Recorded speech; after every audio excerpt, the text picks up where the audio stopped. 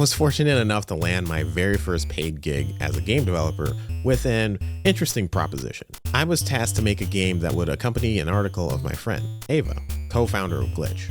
It would be a clicker style game where you are creating a cool game idea and spreading it across the world, and then some. Everyone on the team was pretty green to the process of commissioning a game, which in hindsight was both good and bad. Good in that the expectations for me were very reasonable. Literally just getting the game working was the goal at the end of the day. They had never done this before, so having some interactive element in the article was interesting enough. But on the flip side, it was also bad.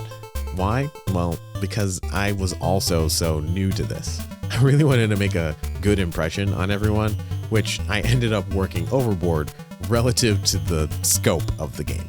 And they didn't really know I did or know to ask. Again, we were all pretty green to this. But ultimately, I worked way too much. So much so that when all is said and done, and if you looked at the amount of money I received for that work, which was reasonable for the scope of the original project, and look at how much I chose to work, you'd see that I was working about $3 an hour.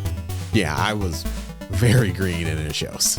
Part of the reason why I did this is because I didn't have a reference to how much I should be charging, working, etc. Because I'd never seen or heard of others doing work like this for commissions in game development.